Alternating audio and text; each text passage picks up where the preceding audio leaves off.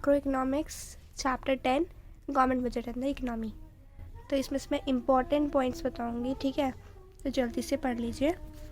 First meaning आता है हमारे एग्जाम में, क्या होता है मीनिंग गवर्नमेंट बजट का? It is annual statement showing item wise estimate of receipt and expenditure during the fiscal year. Fiscal year हमारा होता है 1 अप्रैल से 31 मार्च में। तो अभी वाला फिस्कल ईयर हमारा 1 अप्रैल से कब 20 या 21? तो 21 टू 31 मार्च 2022 तक, ठीक है। तो ये एनुअल स्टेटमेंट हमारी जो हम एस्टिमेट शो करती है रिसीट एंड पे एक्सपेंडिचर्स की ड्यूरिंग द फिस्कल ईयर। इसमें इंपॉर्टेंट पॉइंट ये वाला है कि हम सिर्फ इसके ऊपर मेन फोकस डालते हैं। गवर्नमेंट बजट किसका? सेंट्रल गवर्नमेंट का जो प्रिपेयर करता है उसे बोलते हैं यूनियन बजट। नेक्स्ट हमारे ऑब्जेक्टिव्स आते हैं। इसमें से ऑब्जेक्टिव्स ऑफ गवर्नमेंट बजट क्या आते हैं? फर्स्ट हमारा आता है रीएलोकेशन ऑफ रिसोर्सेज, रीएलोकेट करता है रिसोर्सेज, ठीक है। तो थ्रू बजटरी पॉलिसी गवर्नमेंट क्या करता है? एम करता है to reallocate in accordance with the economic motive. Economic motive होता है हमारा प्रॉफिट मैक्सिमाइजेशन, सोशल मोटिव होता है हमारा पब्लिक का welfare, priorities of the country. Government क्या करती है? इन्फ्लुएंस करती है allocation of resources through first tax concession, या तो वो टैक्सेस देगी, टैक्सेस के ऊपर कंसेशन देगी, छूट देगी, या फिर सब्सिडी देगी, गरीबों को सब्सिडी प्रोवाइड करवाएगी, ठीक है। तो टू एनकरेज इन्वेस्टमेंट गवर्नमेंट करती क्या है? हमारी गवर्नमेंट की टैक्स कंसेशन देती है, फिर सब्सिडी प्रोवाइड करती है प्रोड्यूसर्स को। फॉर एग्जांपल जो गवर्नमेंट होती है वो डिस्करेज करती है production of harmful consumption goods का, जो जैसे कि क्या होते हैं हमारे लिकर और cigarette, through imposing heavy taxes on them, ठीक है। और एनकरेज करती है खादी प्रोडक्ट्स को बाय प्रोवाइडिंग देम सब्सिडीज़ पे ऊपर प्रोवाइड करवाती है खादी प्रोडक्ट्स को, ठीक है। सेकंड होता है directly producing goods and services. There are many non profitable economic activities बहुत सारी होती हैं जो हमारे प्राइवेट सेक्टर अंडरटेक नहीं करता है, फोकस नहीं करता है उन पे, जैसे कि water supply and sanitation etcetera, ठीक है।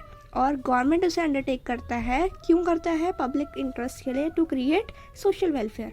तो रीएलोकेशन में 2 पॉइंट कर देंगे कि टैक्स कंसेशन देना, सब्सिडी प्रोवाइड करवाना, और directly producing goods and services, ठीक है।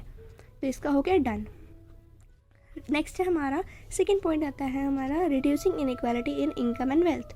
तो इसका मतलब क्या होता है कि इकोनॉमिक इनइक्वालिटी है जो हमारी, वो एक इम्पॉर्टेंट इनहेरेंट मतलब कि इम्पॉर्टेंट पार्ट है हमारे हर एक इकोनॉमिक सिस्टम का। इंडिया में भी इनइक्वालिटी है, ठीक है। तो गवर्नमेंट क्या करती है? इस इनइक्वालिटी को रिड्यूस करने के लिए बजटरी पॉलिसी फॉलो करती है और प्रिपेयर करती है, ठीक है। तो government aims to influence distribution of income by imposing taxes on rich and spending more on public welfare of poor. Public welfare कौन से करेंगी? वो पुअर के ऊपर मेन फोकस होता है इसमें। तो फिर it will reduce the inequality. किसमें कैसे इनइक्वालिटी को रिड्यूस कैसे करेगी वो? By reducing the income of rich and raising the standard of living of poor. मतलब कि रिच के ऊपर टैक्स लगा देगी, पुअर को क्या करेगी? वो उसके स्टैंडर्ड ऑफ लिविंग को इंक्रीज़ करने के लिए उनके ऊपर स्पेंडिंग मोर इंक्रीज़ कर देगी स्पेंडिंग। तो इसका inequality in income and wealth reduce हो जाएगी। नेक्स्ट आता है हमारा इकोनॉमिक स्टेबिलिटी। इकोनॉमिक स्टेबिलिटी मतलब कि जो हमारे जो लार्ज फ्लक्चुएशन आती है प्राइसेस में, तो वो ना है। एब्सेंस सभी लिखा है ना, absence of large scale fluctuation in price. तो सच फ्लक्चुएशन, अगर फ्लक्चुएशन आती है तो अनसर्टेनिटी होती है हमारी इकोनॉमी के अंदर। तो गवर्नमेंट क्या करती है? Exercise control over these fluctuations through taxes और एक्सपेंडिचर, ठीक है। अब जैसे कि एग्जांपल ऐसे कर रखा है, कोट कर रखा है। फर्स्ट से रखा है कि inflationary tendencies emerge when aggregate demand, जब एग्रीगेट डिमांड एग्रीगेट सप्लाई से ज़्यादा हो जाता है, इंक्रीज होता है, हायर होता है, तब क्या होता है? हमारे जो प्राइसेस होते हैं वो भी इंक्रीज़ हो जाते हैं। और गवर्नमेंट क्या करती है? उस प्राइस को, इन्फ्लेशन को डिक्रीज़ करने के लिए क्या करती है? एक्सपेंडिचर को कम कर देती है, कम एक्सपेंडिचर करेगी प्राइसेस को डिक्रीज़ करने के लिए। अब ड्यूरिंग द डिफ्लेशन, जब प्राइसेस कम हो जाते हैं तब तो पता है सबको कि एग्रीगेट डिमांड और एग्रीगेट सप्लाई का, ठीक है, एग्रीगेट सप्लाई हो रही होती है लेकिन डिमांड ही नहीं हो रही होती है। तो गवर्नमेंट क्या करती है? उस टाइम एक्सपेंडिचर को इंक्रीज़ कर देती है, ठीक है, और give tax concession and subsidies और टैक्स कंसेशन प्रोवाइड करवाती है। Next management of public enterprise, तो हमने जैसे देखा ही है कि large number of public sector industries specially natural monopolies. Natural monopolies क्या होती है, हमने 11th क्लास में पढ़ा है ये।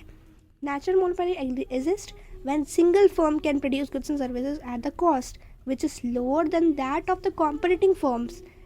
जैसे मेरी एक फर्म है ना, आपकी एक फर्म है, तो अगर मेरी फर्म ने, जैसे टाटा का एग्जांपल लेते हैं, सॉल्ट वाला, तो सॉल्ट सिर्फ टाटा करती है प्रोड्यूस, तो टाटा क्या करेगी, अगर वो हायर भी कर देगी लोअर भी कर देगी तो कोई फ़र्क नहीं पड़ेगा, ठीक है।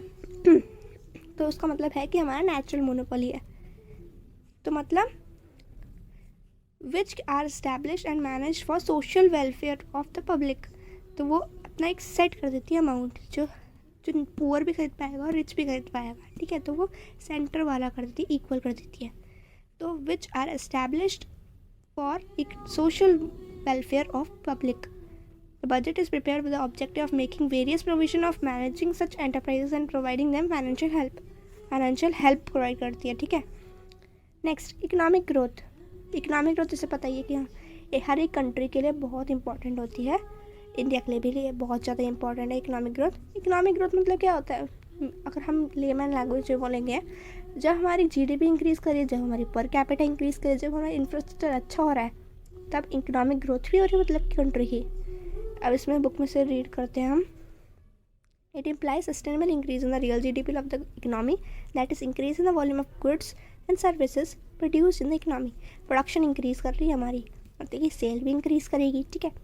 अब the budget can be an effective tool to ensure economic growth in the country. First, if government provides tax rebates, tax rebate मतलब कि वही होता है छूट, सब छूट टाइप का, ठीक है। Other incentive for productive ventures and projects, it can stimulate savings and investment in the economy. जब गवर्नमेंट हमारी प्रोवाइड करवाएगी, छूट प्रोवाइड करेगी, ऐसे इंसेंटिव प्रोवाइड करेगी प्रोडक्टिव वेंचर्स के लिए, फर्म्स के लिए, और ताकि हम प्रोजेक्ट्स नए नए लाएँ, और वो इसकी वजह से क्या होगा, हमारी सेविंग्स और इन्वेस्टमेंट ज़्यादा होगी एक इकोनॉमी के अंदर। नेक्स्ट में क्या लिखा है कि स्पेंड अगर करेंगे हम, किस में स्पेंड करेंगे, इंफ्रास्ट्रक्चर में स्पेंड करेंगे, तो इसकी वजह से प्रोडक्शन एक्टिविटी है हमारी इन डिफरेंट सेक्टर्स को इंक्रीज़ करेगी, एनहांस करेगी। या फिर अब government expenditure is a major factor that generates the demand for different type of goods and services in economy which induces the growth in the private sector too, ठीक है। Next last हमारा ये point है 6th वाला, reducing regional disparities, ठीक है। अब इसका मतलब क्या होता है, हम जल्दी से पढ़ लेते हैं। फिर the government budget aims to reduce the regional disparity, भेदभाव, डिस्पैरिटी, डिस्क्रिमिनेशन, सारा एक ही है, ठीक है। तो गवर्नमेंट बजट क्या करता है, रिड्यूस करता है रीजनल डिस्पैरिटी को through taxation and expenditure policy for encouraging the setup of production units in economically backward regions. तो मतलब जब गवर्नमेंट क्या करती है, हमारी टैक्सेस प्रोवाइड करती है और हमारे एक्सपेंडिचर पॉलिसी को प्रोवाइड करवाती है, तो मतलब कि वो जो एनकरेज कर रही है कि प्रोडक्शन फर्म्स को कि तुम सब जो इकोनॉमिकली बैकवर्ड रीजन्स हैं उधर क्या करो, सेटअप करो अपनी इंडस्ट्रीज़, ताकि रीजनल डिस्पैरिटी है वो रिड्यूस हो जाए, ठीक है। तो ये आपको समझ तो आ ही गया होगा, बहुत ज़्यादा ईजी है, मतलब कि ये सारे ऑब्जेक्टिव्स नहीं आते, लेकिन एक ऑब्जेक्टिव से पूछ लिया 3 नंबर में ऐसे करके आता है 3 या